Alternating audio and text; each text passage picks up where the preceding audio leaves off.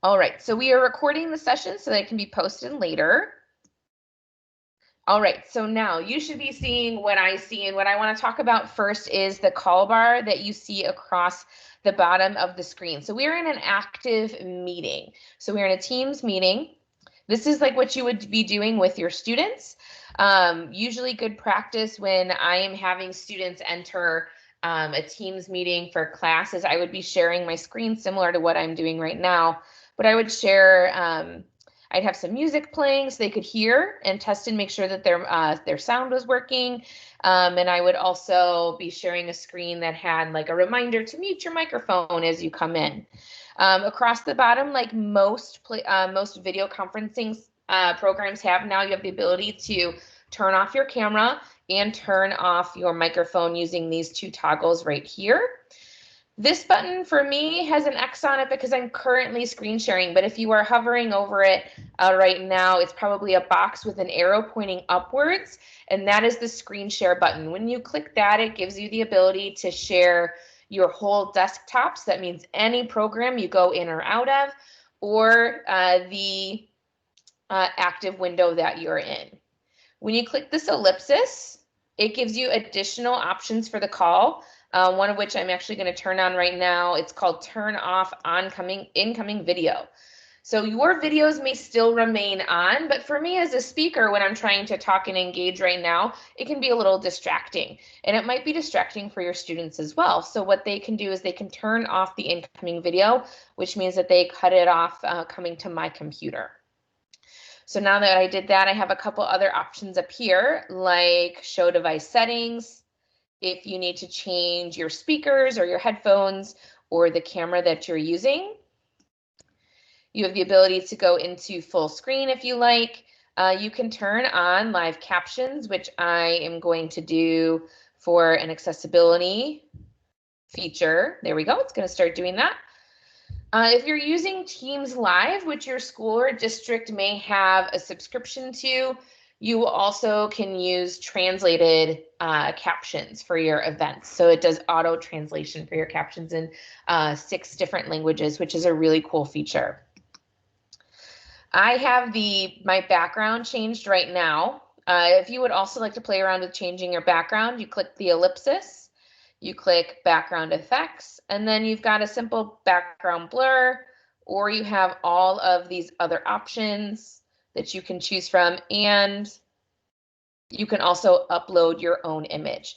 This is great for students who may not have a super private area that they can use for their class calls. So if they want to block out some of their background, like I'm blocking out my living room right now, you can't quite tell, they can turn on their background blur, or they can upload a fun background or use one of the predetermined ones from here.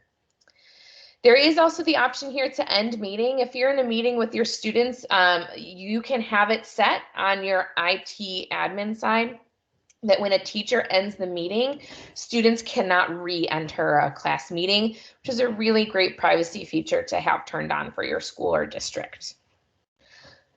A few other features down here is the raise hand, the chat window, and the attendees. So the attendees is just going to show you who is or is not in the call. It also shows you who has been muted. So you see here, somebody isn't muted, but I, as the leader, can go in and I can mute the participant. I also have the ability to, if I wanted to, say, for example, pick on Matt here, I could pin his video. So if he had his video on, I could stick his video up so that's the only one I'm seeing. I also have the ability to kick him out of the meeting if I wanted to, if he's being a troublemaker, or I can make him a presenter like I am presenting right now. So that gives him the ability to share his screen, to mute and unmute people, and to bump people out of the meeting if they wanted to.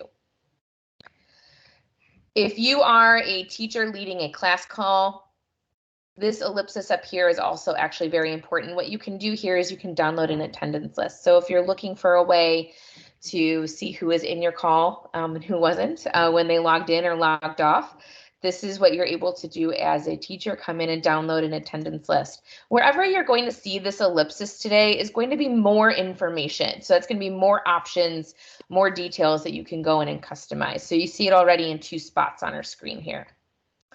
The chat window is where if you have a question about something that I'm showing you, feel free to drop it in the chat window.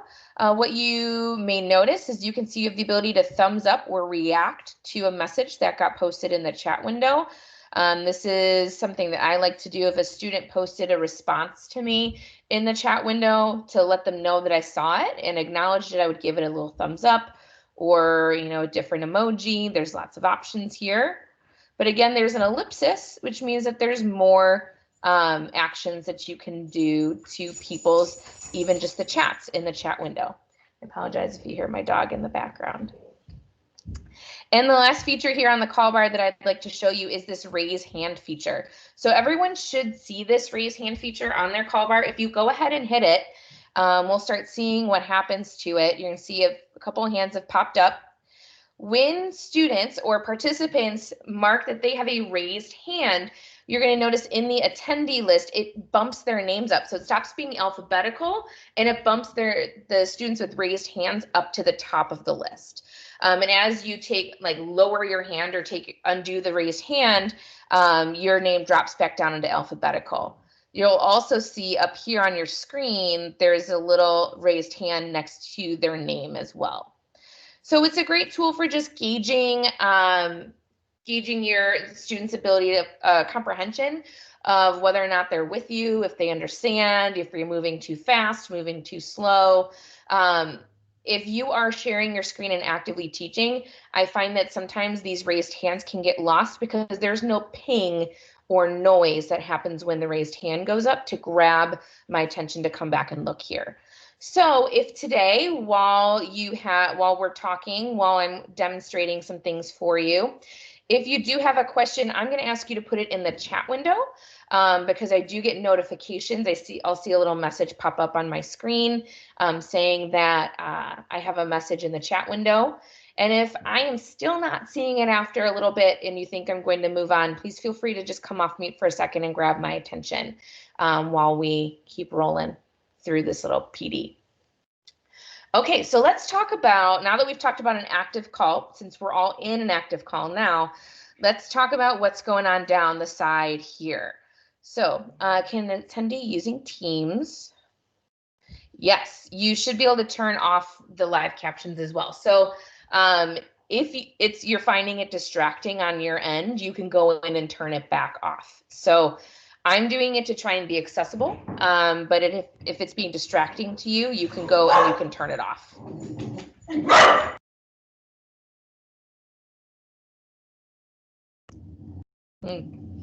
There's a very dangerous mailman outside that the dog is very concerned about. All right, so let's talk about what's going on down the left-hand side of your screen. So this is your main navigation.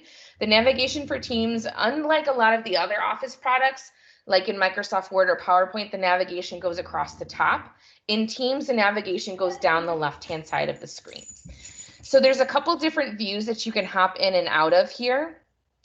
Activity view is going to be in real time, like a news feed of sorts. I find this view actually very cluttered if you have a lot of teams and a lot of activity going on, because it's going to show you everything, including when people react to a message, when people send you a chat, when people update something in a team. It can be good if you know that something was added, but you can't quite remember where, because it will jump you directly to what you're looking for. But I do find it very overwhelming if you have a lot of information in it. So let me look here. So Lita said that she's not seeing what's being talked about. Are you talking about in your team? That what you're looking at right now, or you're talking about what you're seeing on my screen? Are you all seeing what's on my screen? Yes, no. I just want to clarify before I move on, make sure that we see what's on my screen. Yes, okay, Chris, thank you for letting me know. Okay, so something to note is depending on what settings your IT administration has, you may see different options down the side. Additionally, if you are logged in online as opposed to in a Teams app, then you may not be seeing then you might not be seeing something else. Lita, what I would recommend is possibly logging out then logging back in, because you should see my desktop that I'm sharing.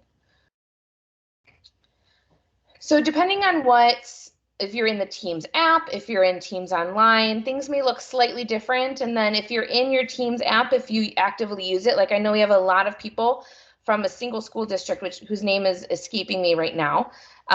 So you as a group may see some things differently than what I have, because it might depend on what your IT department has set as sort of your back end permissions and settings. All right, so down the side here, we also have chat. Chat is great for exactly what it says, chat. It really eliminates a lot of the needs to go back and forth for emails. Oh, that might be it. Thank you, Matt, for figuring that out. You might have pinned me. So if you pinned me, you're just going to be seeing my face instead of what I'm sharing on my screen. So the nice thing about chat is it's aggregating all of your conversations in one location. So I've got a couple different icons here down the side.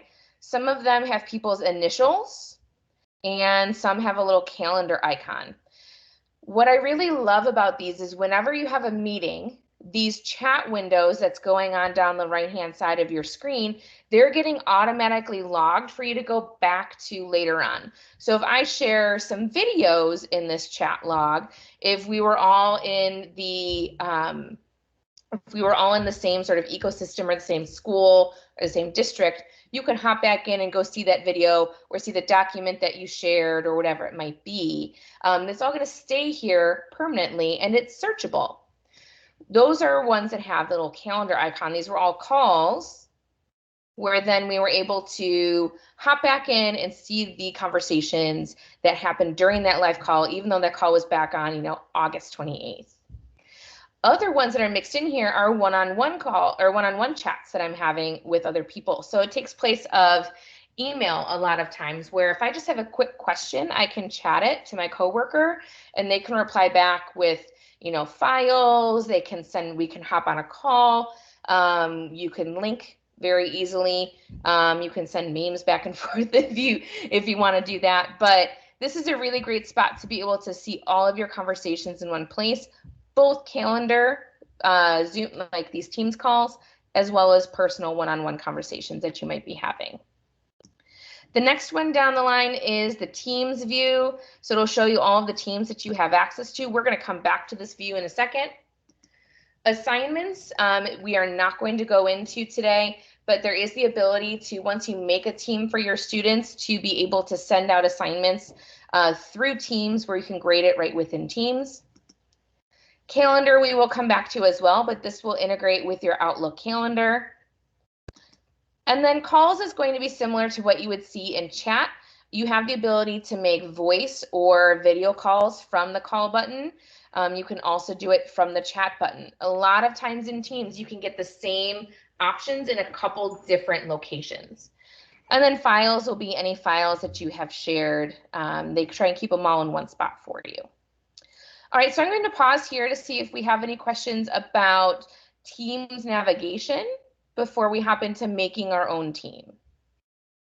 Do we have any questions on navigating Teams? I'm going to scroll down to the very bottom of this. And yes, it is being recorded to play back later. They should send it to you after our event today. You should get a link to it, I believe, to rewatch. All right, great. No questions, and we're going to keep on rolling. So I'm going to click into Teams here. And feel free to follow along with me. I'm going to walk us through setting up our first team. So there's a couple different types of teams that we can have. I'm going to click this Teams or Join or Create Team button up in the corner. When we go here, it then gives us, we can either create a team or you can join with a team code. So there's two different types of teams. There's ones that are created specifically for certain people. They are like a class team or one for your PLC. Then you can also create a public team, which is great for something like maybe your librarian wants to have an open team where any student who feels like they need librarian assistance can join that team. Or I know a school did choir auditions through a team. So any student that was interested in auditioning for choir would come and enter the code to join the team. And then it was sort of a public team that anyone could add themselves to. I usually recommend doing this one on the left-hand side here, this create a team, because it gives you more control over how students access the information within your team. Now, one thing that I would like to, I'm going to cancel out of this really quick and come over to my call here and look at some participants. So what I'm going to ask you to do is if you use OneNote with your students in your classrooms, I want you to do the raise hand icon. So if you use OneNote notebooks with your students, do the raise hand icon. If you don't, put your hand down. Okay, so we actually don't have a lot of people using OneNote class notebooks. So the reason I ask that is there is a very specific type of OneNote notebook called a OneNote class notebook that gives you special permissions as a teacher, and it gives students special permissions as a student within that notebook, within that collaborative workspace. It's like a digital binder. You get that type of notebook here if you make a class team. The rest of the teams here, the PLC, the staff, and the other, all make a general OneNote notebook. And that means that there are no special permission groups that happen. It's just sort of a free-for-all. It's meant for completely open collaboration between all members of the team.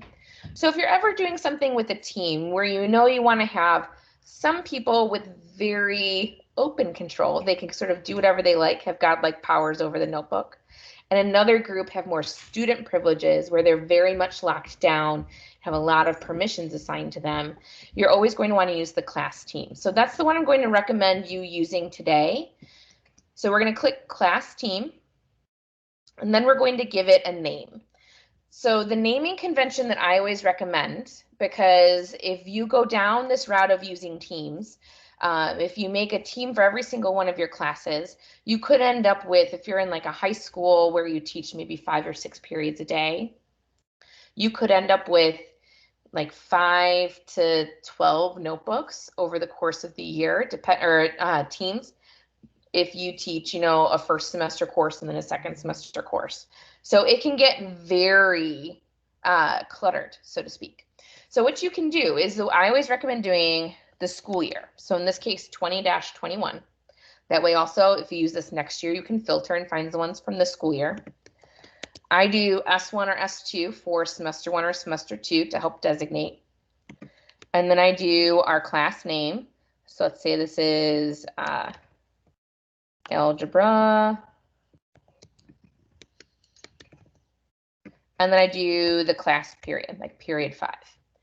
That way, if you have multiple class periods of algebra, you can easily sift through which one you need to go into. If you have a semester 1 and a semester 2, you can easily see. And if you're teaching that course next year, you're not accidentally hopping into the wrong course down the line.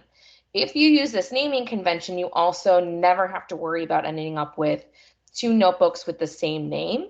If you just have one that's called, you know, math team, like eventually you're going to need a new math team one. So using this type of naming convention really gives you a lot of control over it. Going to click next. It's going to create the team. And then you have the option to drop in some students and teachers right off the bat.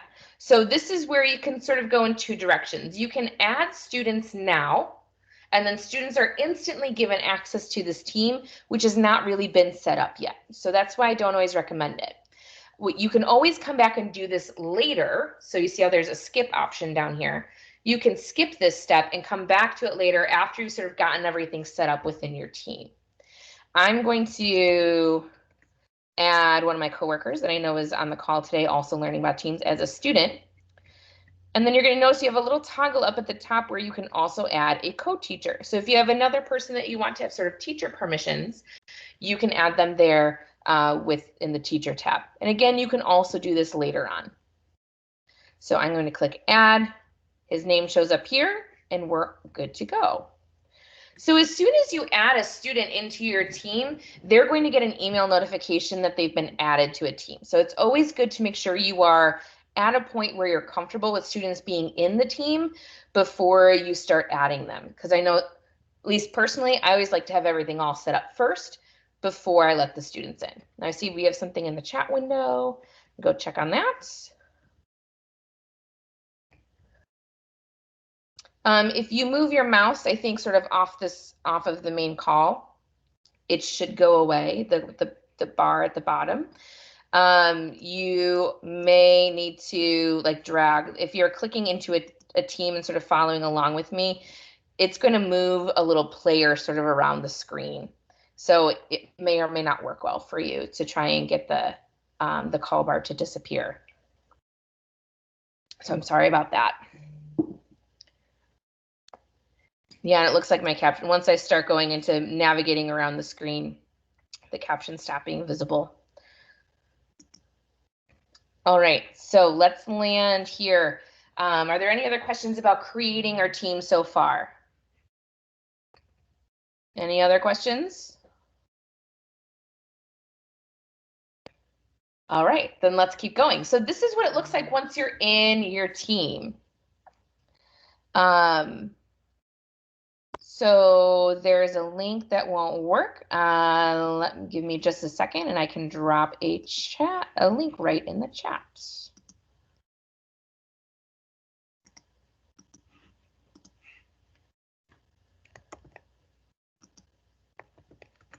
All right, try sending her that link to the person that wasn't able to get in, and that should hopefully help you. All right, so let's talk about the sort of navigation of what a team is. So we talked about the navigation of this bar down the side earlier, but now once you're into a team, you have some more navigation to sort of grapple with. Again, you're going to see that 3-dot ellipsis in a couple different spots on the screen, and that's where you're going to go to always get more information and more settings. So you know which team you're in because the name shows up here, and you have a graphic here, which can be customized, and I'll show you how to do that in a little bit. Down this side here where it says general, these are our channels. So think of these like chapters or resource collections. These might be your units, or if you're in a self-contained classroom, like with littles, these can maybe be like your math and your science, but these are your big level breakdowns. You can add as many channels as you like. We'll talk about how to add them in just a second. And then this big space here, this is sort of your working space. So we've clicked into the channel, and now we're on the general channel here, and we have some tabs up across the top. So these tabs can be changed and customized based on which channel you're in. The general channel will always have a link for our class notebook, which we're not going to talk about today because that's in the more advanced session. And the assignments, which also we would talk about in a second advanced session. So if you've got questions about the notebook, assignments, or grades, please reach out to the LTC after today, and we can talk about doing sort of a second session talking about these things. But every other channel will always have posts or files and this little plus sign. There's also a spot here where it says new conversation. Think of this almost like a Facebook feed in a way where people can post questions to the class. It's very similar to what you might see in like Edmodo, where students can post questions and you as the teacher can reply, or other students can post as well.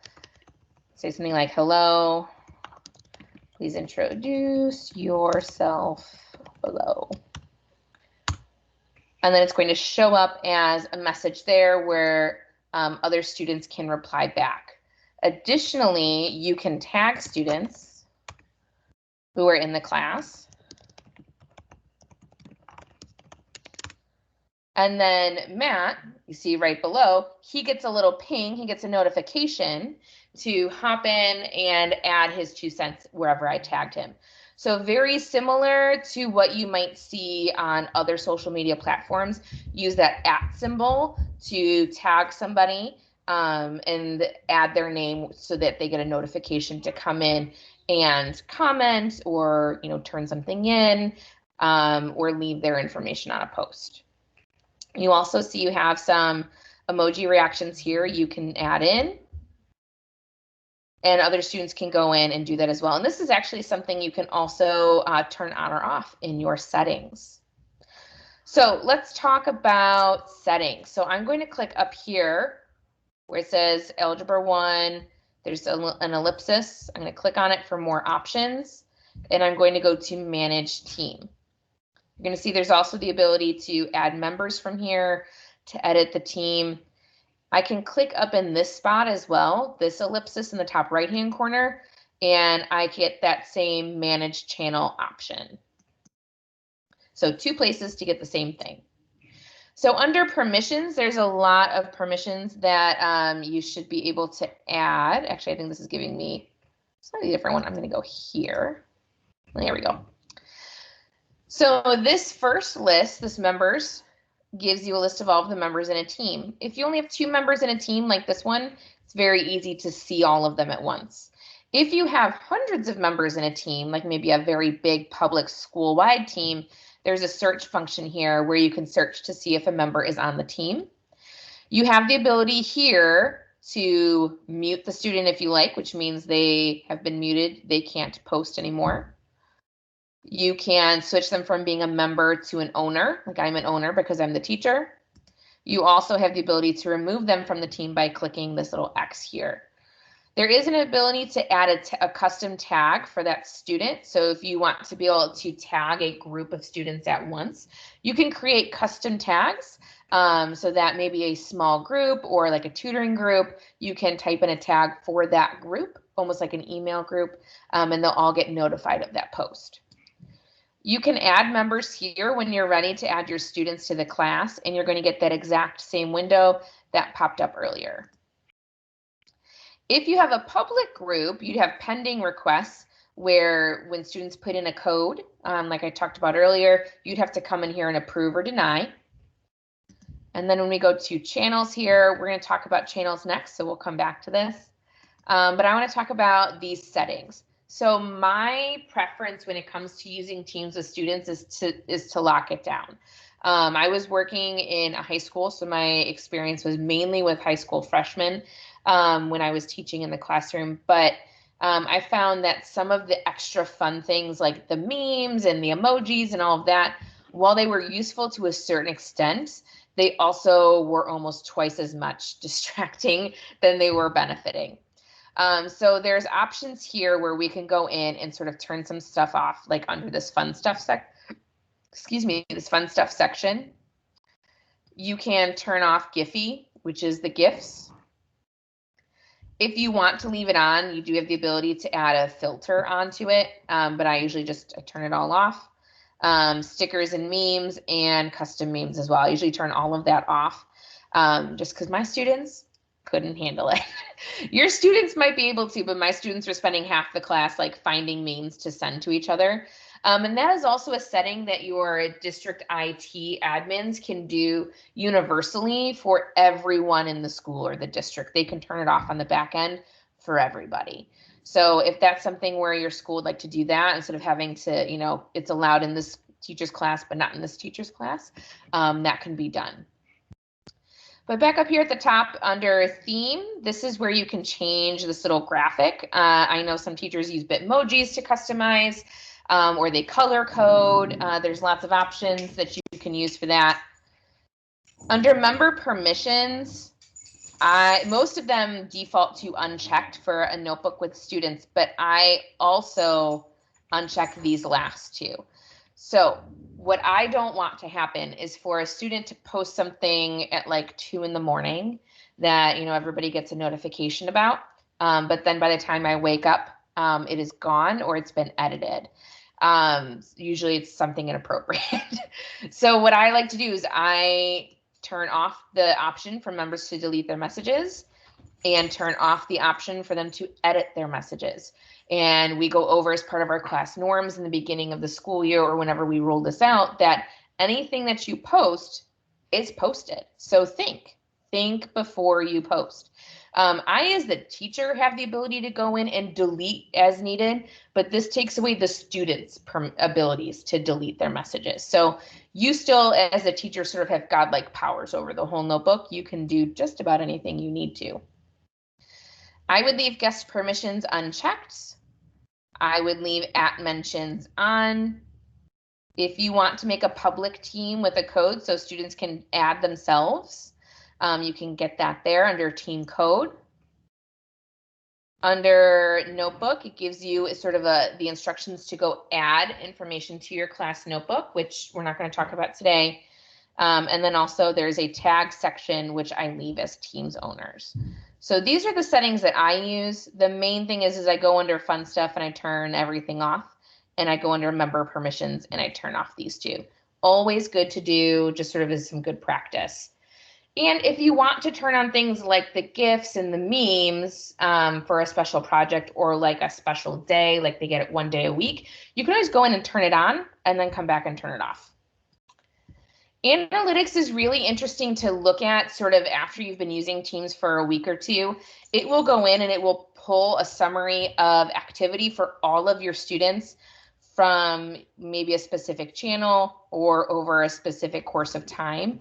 It'll tell you everything from, how frequently students are posting and responding to even what times of day they are active in your team. So it's tracking all of that data, and you're able to pull that data for like parent-teacher conferences, or if you have some questions from a parent about maybe why the student isn't doing their work.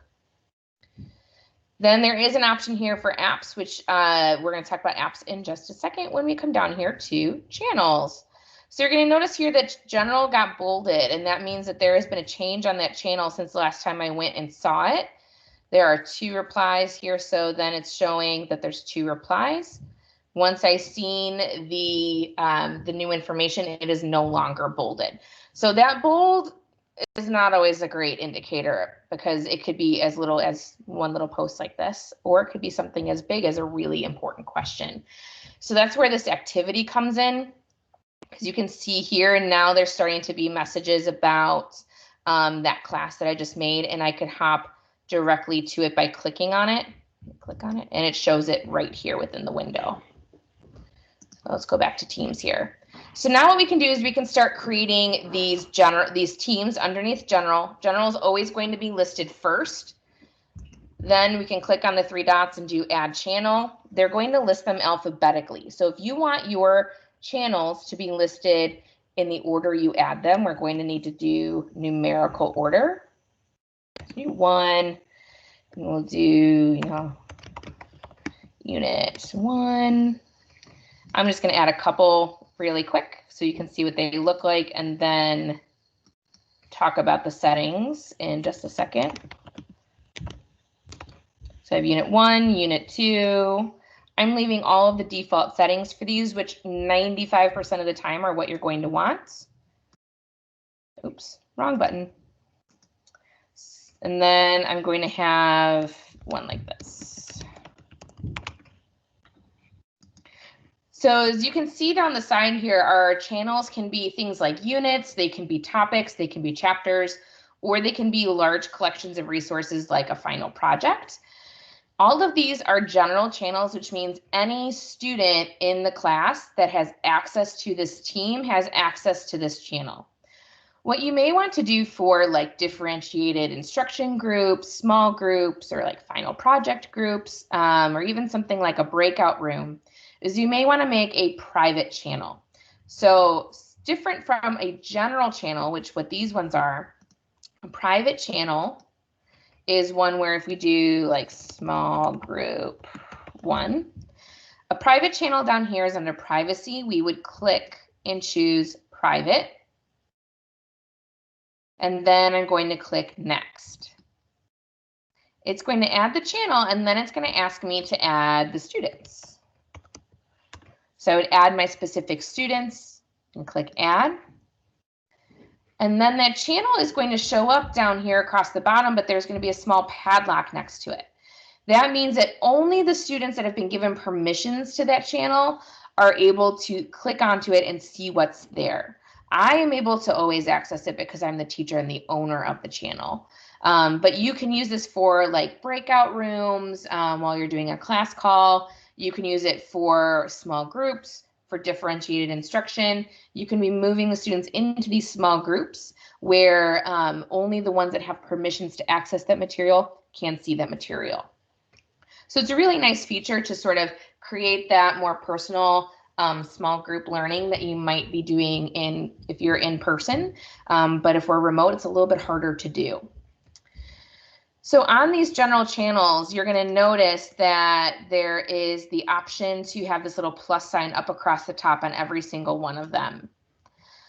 When we do that, when we click that plus sign, it's going to take us to the add a tab option. And this is where you can start pulling in other apps that you normally would be sending students out to. And this is why I really love Teams, because I would spend so much of my instructional time directing my students to click on this link or to open up the internet browser, type this in. Oh, no, you didn't type it right. Spell it right. Try again.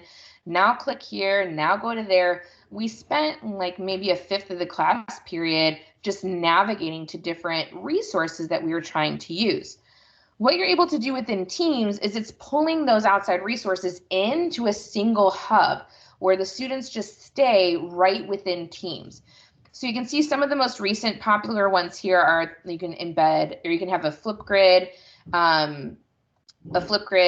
topic listed here for your students to go and respond to. You can have a Kahoot player right within the team, so they're not even going outside for Kahoot. You can embed PowerPoints. You can embed OneNotes, Word documents, wikis. You can also find like YouTube playlists. You click add. It thinks for a minute. And then it's going to most likely ask you to search for a video. So I'm not going to, sometimes this goes quickly and sometimes it does not. Let's look for Microsoft Teams.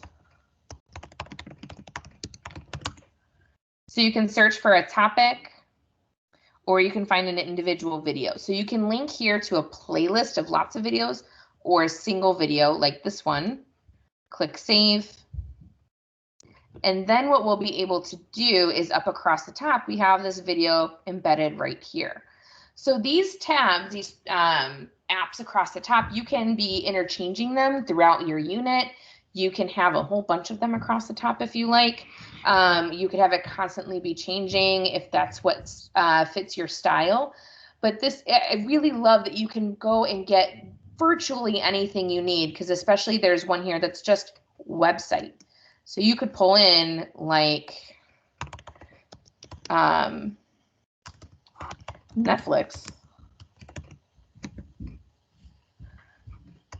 Let's see if it'll add it in there for me. I have a fully functional web browser here, or I could click to sign in, and it's just a generic website app to add in. So really, you're able to go get anything you can find out on the internet. Any of your documents, any of your OneNote notebooks, any of your sways, anything. Pull them in here and create one nice hub where your students aren't spending excess time trying to find your resources. And this is especially important with remote learning because there's so much confusion with a lot of students of where do I go to find this worksheet? Where do I go to find the video I need to watch? You can streamline it all here. And if you're using this for remote learning and you're doing like small groups with differentiated instruction, you can have different tabs, different apps up across the top based on what that small group needs. Then the last thing that you're going to want to be doing with your students is you're going to want to be meeting with your students using video calls. So there's two ways you can meet with your students. The first one is this Meet Now button up here in the corner. So if you click that, it launches an instant meeting where, boom, you're good to go. You hit Meet Now. I'm not going to do that right now because I don't want to accidentally exit out of this call. But you can join in a Meet Now, and then a button will show up down here across the bottom that says a call is active, and it'll have a join button, and your students can click there to join. That's one way to do it, but that can get lost in sort of this stream of information that happens in all of the channels. So what I prefer doing is scheduling calls in the calendar. So if you click into the calendar, we see what looks like a calendar. It should gray out most likely your like out of office hours. It seems to start for most people at 8 a.m. and go until 5 p.m. And I'm going to back up here. Here we go. So this is what a calendar might look like, where you have lots of different events happening. As an event is current, like and happening right now, there's a join button on the calendar. And that's why I like this, is because it's going to show with a red line where we are in the day. So this is great for students that are a little scattered and aren't quite sure where to look to find a link to hop into their call for that day. So if they go to calendar, they can see where are we right now in terms of time, what's coming up for my day, and which one do I need to join next. There is a drop down over here for day, work week, or week. Mine is set to work week, but your students can also switch it just to day so they can see what's coming on for that day, or work week for what's going on across the week. For what you would need to do with your students, what I recommend is coming up here to new meeting. You click the purple new meeting button up in the corner, and we're going to have a meeting scheduler like this, where you would say like class meeting. Today is the 15th, so 9/16. I'm going to leave required attendees blank for right now and then come down here. You can change your time. You can make it all day. You can have it repeating, which I'm going to talk about why I don't really like repeating in a minute. But once you have your teams created, you're able to go in and take our meeting and drop it onto our team that we've made for our class. So you can't drop it onto private channels, but you can drop it onto any one of our general channels, or like our unit 1, unit 2. So if I click general here, it's going to then notify anyone who's a member of that class on that team that a meeting has been scheduled. So it automatically handles the permissions for you. If you want to put some details in here, you can do that. And then you can click send. It's going to then show up on your calendar and you're good to go. Another way that you can schedule your meetings, if you're trying to meet with the principal, for example, and you want to see maybe when they're free versus when you're free, I'm going to put in, you put in the person's email address or their username. And then there's a scheduling assistant up here. And we actually encouraged our students to use this during remote learning, because then they were able to see, instead of emailing back and forth saying, can you meet at 4? No, I can't meet at 4. Can you meet at 4:30? No, I can't meet at 4:30. Can you meet tomorrow? You know, it can eliminate a lot of that back and forth if you go into the scheduling assistant.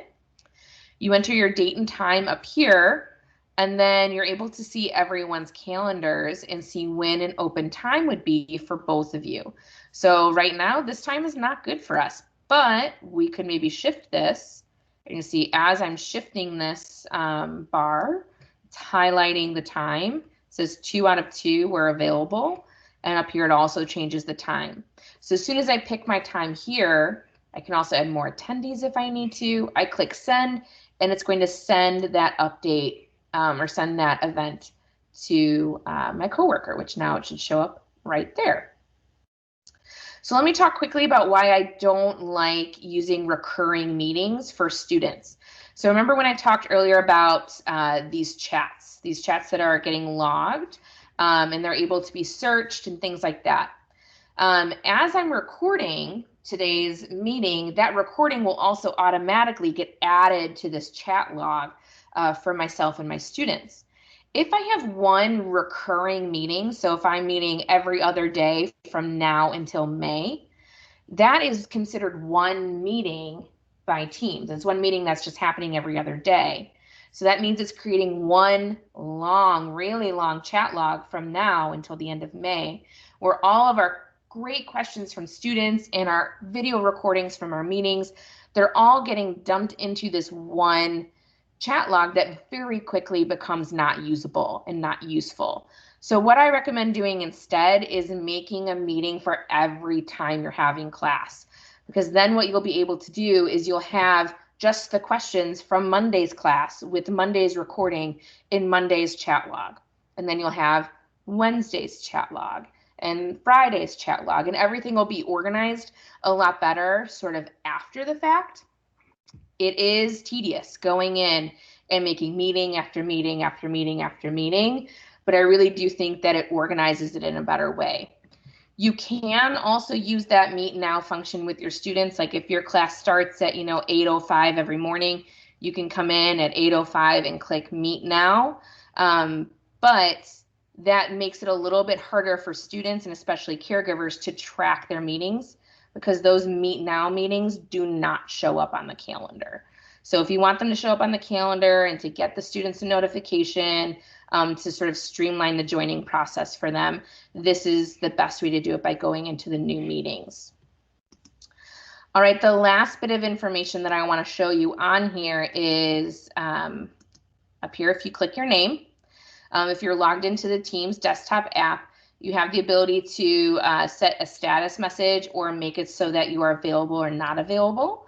You also have the ability to check for updates. So Teams is constantly launching new updates. They don't do it like once a month. They do it almost weekly.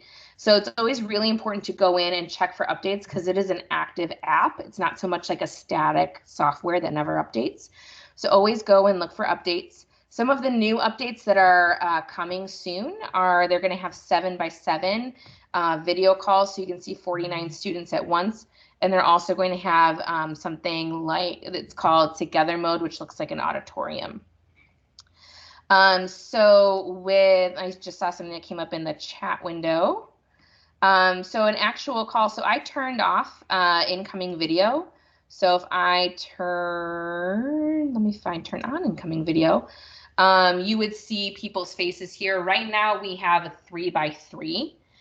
So it's showing the most recent 9 people who made noise in some format. So it's assuming you're talking. So if you had your microphone on at some point, or if you raised your hand, you're one of those lucky 9 people whose screens are showing up right now.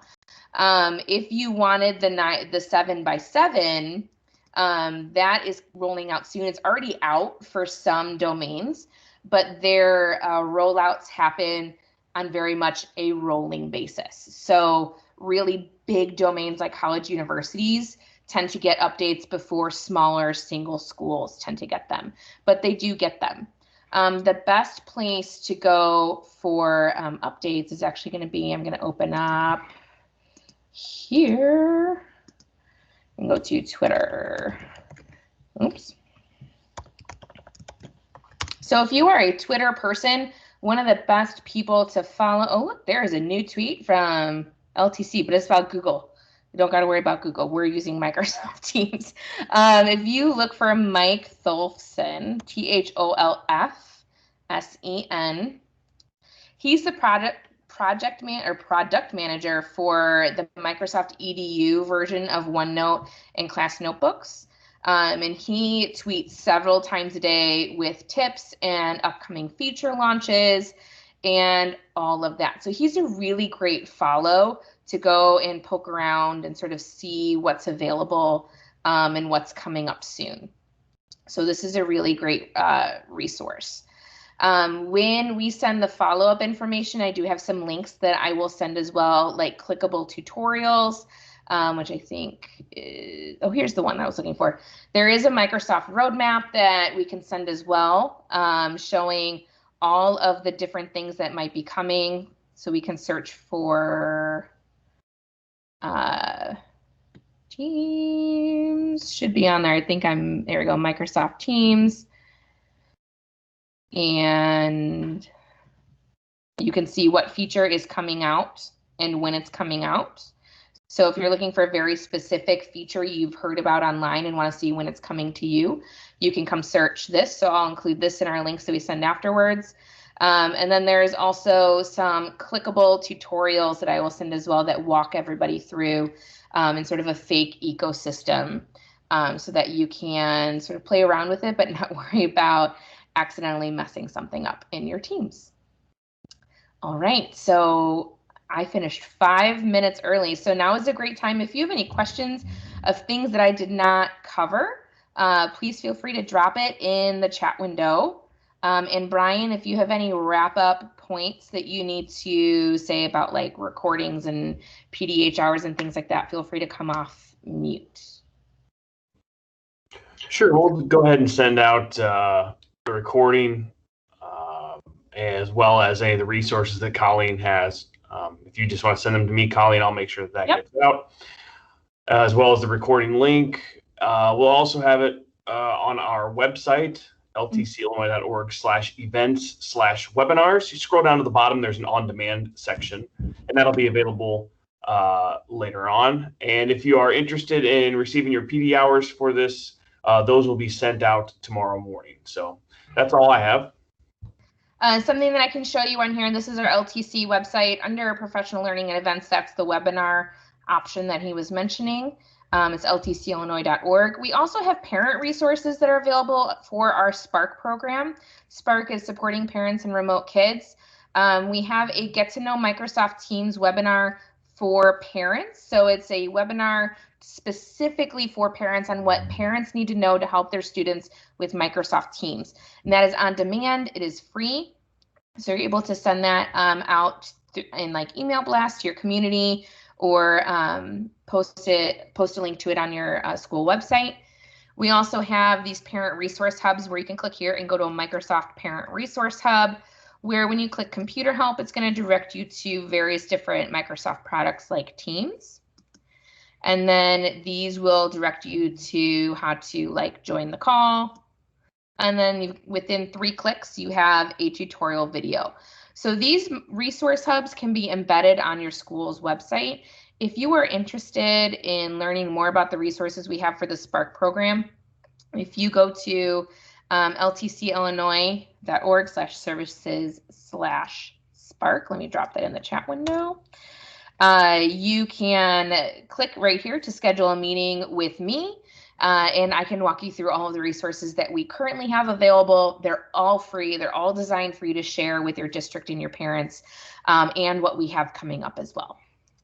All right, that is all I have for you. I'm also going to type my email address, LTC Illinois.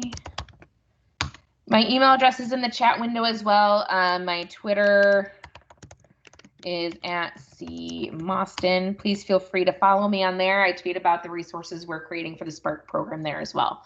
So thank you very much for joining us today. I hope you learned something new about Teams. Remember, if you are interested in learning sort of Teams Level 2 or Teams Advanced resources, please reach out to us at the LTC and we can work on scheduling something for you. All right, thanks so much, everybody. Bye-bye.